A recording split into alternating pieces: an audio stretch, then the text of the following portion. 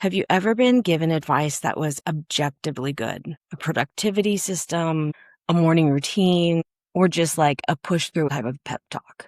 But it just didn't land for you. Like maybe you tried it and it didn't work. It's not because you didn't try hard enough, but it's because it was never really built for how you are wired. That is the question that human design answers. Today, we're just going to break it down. What is human design? Strip out all of the jargon. And then I'm going to get a little vulnerable and share how I've been recently using my own chart, the messy, real, raw version behind the scenes, so that you can see exactly what this looks like when you apply it to your life and you start living it. This is Fate 40 and Beyond. Let's get into it.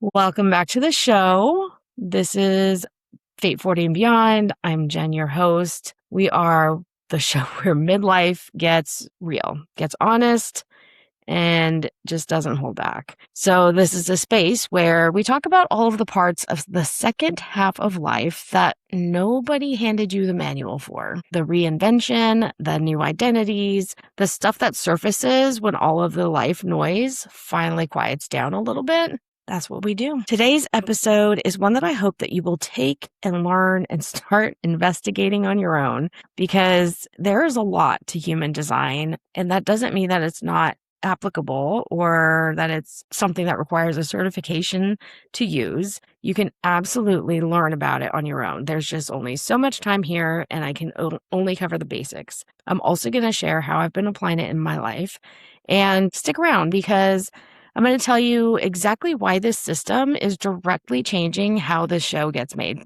from here on out.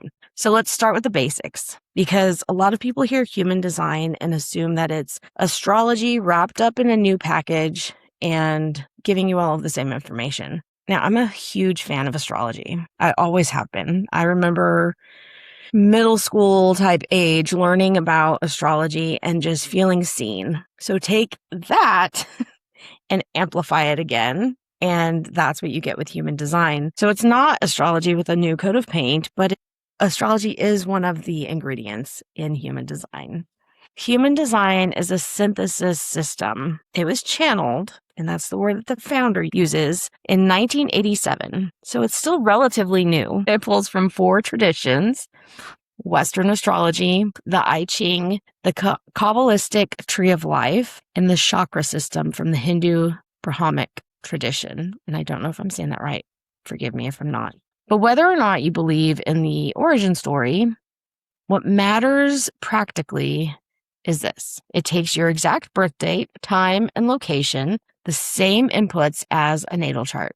But this generates something called a body graph. And I don't know how, but I'm going to put a body graph here. The body graph looks like a body shape diagram with 9 geometric shapes on it. Those shapes are called centers, and they roughly map along the same lines of the chakra system. So we have the head center, an ajna center. I don't know if I'm saying that right. A throat, a G center for identity, a heart, also called the will center, solar plexus for emotion, sacral for life force, and a spleen for instinct. And then also the root for pressure and drive. If you don't get anything else out of it, this is what you need to know. The main part that actually matters for real life is in your chart. Each of these 9 centers is either defined or open. So when you're looking at the chart, the defined center is colored in. Energy, it means that that part of your energy operates consistently. It's something that's reliable. It's you, day in and day out. On the other hand, an open center is white. It's undefined. It's not colored in. And that's the part that I think is misunderstood.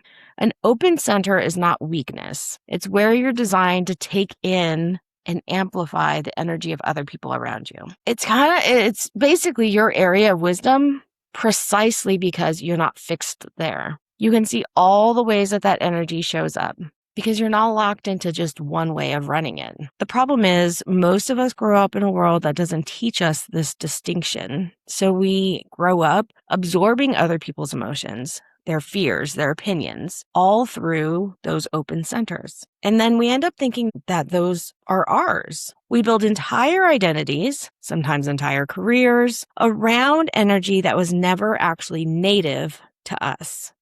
And that's where the exhaustion comes in.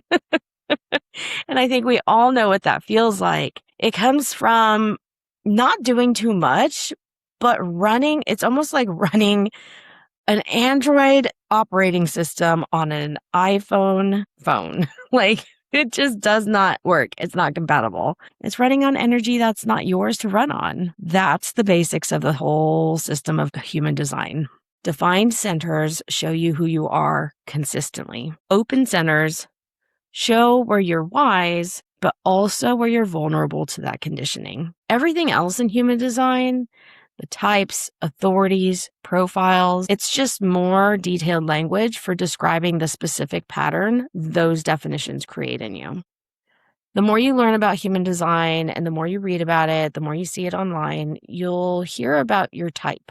Your type is determined by which centers are defined and how they connect. Very easy. It tells you your basic strategy for engaging with life, the right way for you to take action without burning yourself out. There are 5 types, and let's go over those really quick. Manifestors are about 9% of the population. They're the initiators. They have direct access to their motor centers connected to the throat, meaning they can act on impulse without waiting for outside permission or response. Their friction in life usually comes from other people feeling blindsided by their moves. Their strategy is to inform people before they act, not ask permission, just inform. That cuts down on the resistance. Type 2 and 3.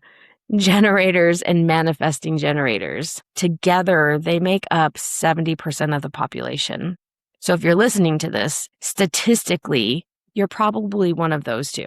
Generators have a defined sacral center, that life force gut response center, and their strategy is to respond, not initiate, and they're not built to sit and dream up ideas from nothing. They're built to feel a forward pull to something already in front of them, and then they can throw their very considerable natural energy at it. I'm a generator. As much as I don't want to be like everyone else, I wanted to be the unique, one-of-a-kind type. I'm not, and that's okay. But the more I learn about how to use that generator energy, the easier life gets for me. Manifesting generators are a hybrid. They respond like generators, but they also have that manifestor initiation quality, which is why they move fast. They skip steps. They multitask in a way that looks really chaotic from the outside, but it works for them, and that's okay. There are also a type called projectors. Those are about 20% of the population. One of my daughters is a projector, and it's pretty cool to see how this works. They don't have a defined sacral center, so they don't have the same sustainable engine for constant output. Instead, projectors are built to see systems and people clearly from the outside because they're natural guides, strategists, and directors. Their strategy is to wait for invitation and recognize rather than pushing their way in, which in a world that rewards hustle can feel like a cruel joke. But when projectors work through invitation, their insight lands with far less resistance. The last and most rare type is the reflectors. They have less than 1% of the population. There are 0 defined centers at all in their body graph. Every single one is open. What this means for them is that they're mirrors for the health of whatever environment or community they're in. Their strategy in life is to wait a full lunar cycle, about 28 days, before making any major decisions because they need that time to feel a decision from every angle rather than the one that they're conditioned to in the moment. Here's where I want to get a little vulnerable and personal because I want you to see that this isn't just theoretical for me. When I first started to investigate what my human design chart looked like, it told me that I'm an emotional generator with a 1-3 profile, a split definition, and what's called a right angle cross of Eden. It's a lot of words, so let's break that down and see what it actually means piece by piece, and then I'll show you how each piece is directly shaped how I'm running 3 different brands and a full-time job without falling apart, supposedly. One more concept that you need to understand for human design is called authority. This is hands down the most practically useful part of human design because it tells you how you're built to make good decisions. not what decisions to make, but the process that gets you there reliably. There are several types of authority, but let's walk through the big ones. Sacral authority for pure generators is a gut in the body, yes or no, felt in response to a direct question, usually in the moment. Someone says, hey, let's go do this after work. And you know immediately if it's something you want to do or not. There's also emotional authority. This is mine. It means that your solar plexus center is defined and it works completely differently. If you have an emotional authority, you don't have clarity in that moment at all, full stop. You ride an emotional wave. So true clarity only arrives on the other side of that wave.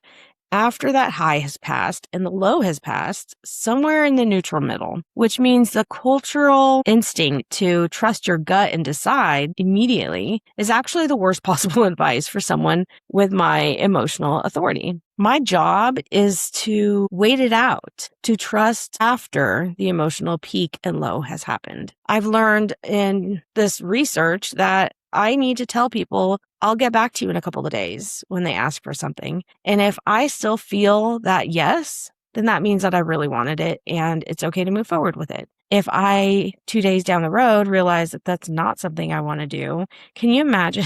I think back to all the times I said yes immediately and then that emotional wave rode out and I didn't really want to do the thing. And I think that I've probably done that more often in my life. So I'm trying something new now and it feels a lot more natural. There's also splenic authority, instinctive, in the moment, quiet, easy to miss because it only speaks once. There's ego authority, which runs off of what you have the willpower and desire for.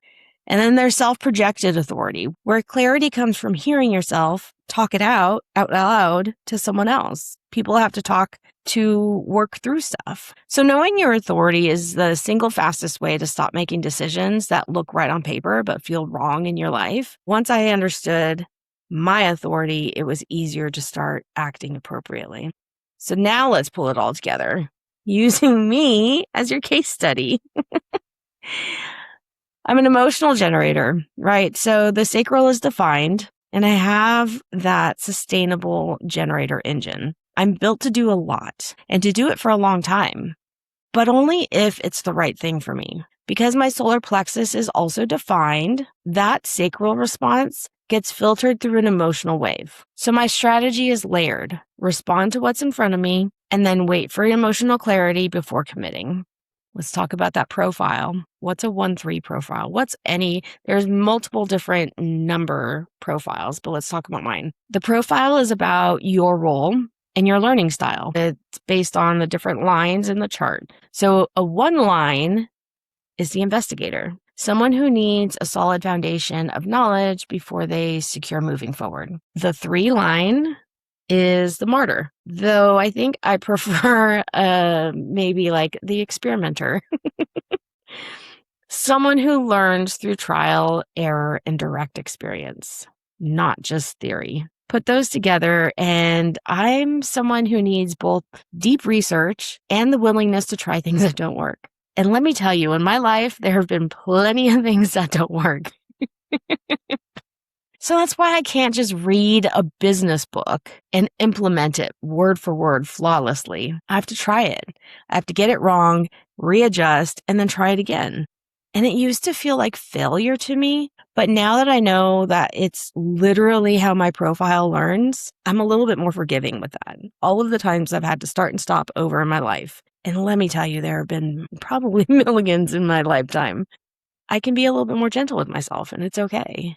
Let's talk about those defined in open centers. What is split definition? In my chart, the definition isn't one continuous connected shape. It's split into 2 separate pieces. So the head and ajna piece and then the sacral solar plexus piece are bridged together by specific channels. The channels are the lines in between the different centers. A split definition means that I do my best work, my clearest thinking, and honestly, my healthiest life when I have the right people or circumstances acting as the bridge between those 2 places. I'm not designed to do everything alone in a sealed room. It's just not, even though I would like to sometimes. That's not the healthiest way for me to grow, learn, do, and experience life. I'm designed to be in dynamic exchange, like this podcast, when I have a guest on here or when I'm answering questions from a listener.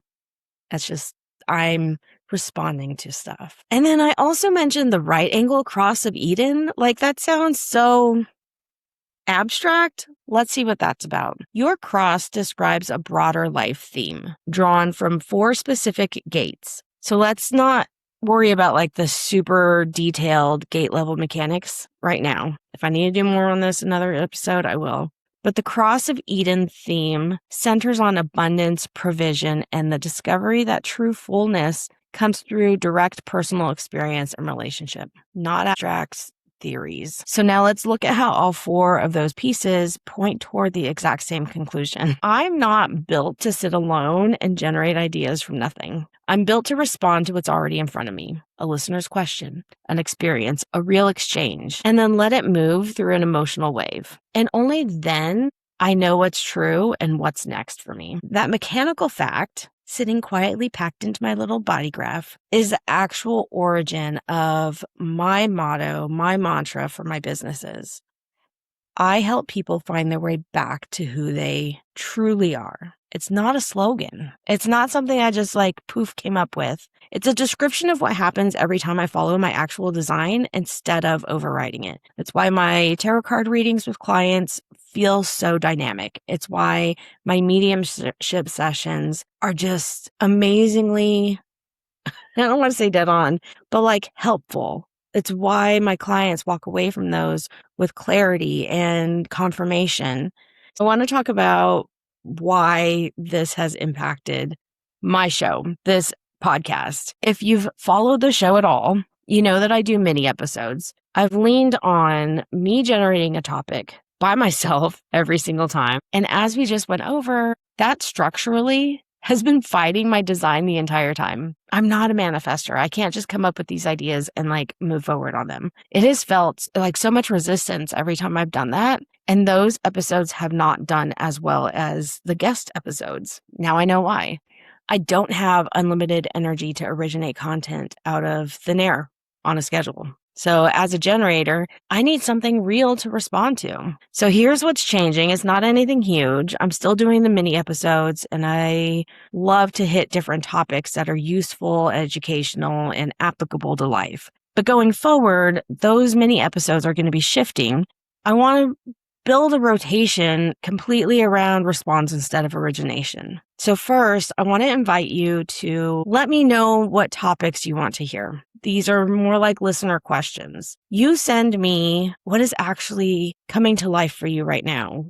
Where are you wanting to learn more? Where are you wanting to apply it to life? Are you wondering how to take astrology and live it? Are you trying to figure out your own human design and what that actually means? And then I respond to it in the way that my sacral center is built to work. Not a pre-planned topic, an actual question, and then have my actual gut wave response to it in an episode.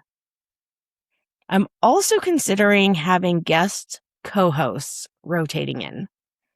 So remember we were talking about that split definition. I do my best thinking in a dynamic exchange with another person, not in isolation. So having someone across from me, whether it's virtually or in person, to bounce ideas off of, to disagree with, to banter with, is going to make these episodes a lot sharper, not weaker. I would like to have experts in certain topics and come in for a mini series. I think that's going to be something that we can really get deep into topics like astrology or human design or energy work or whatever it might be. I'm not doing this because it's trendy or because guest episodes are easier to produce. They're not.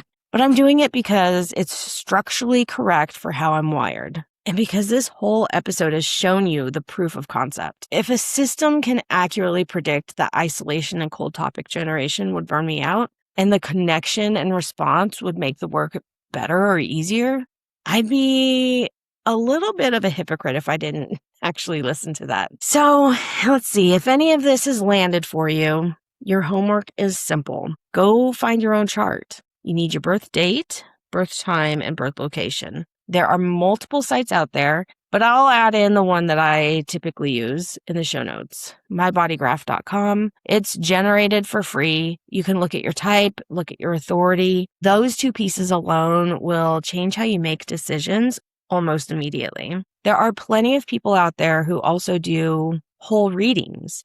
They get your chart. They get your information laid out for you in a way that you understand. That's not something I offer because I'm still learning this system, but there are plenty of people out there that you can find who do this.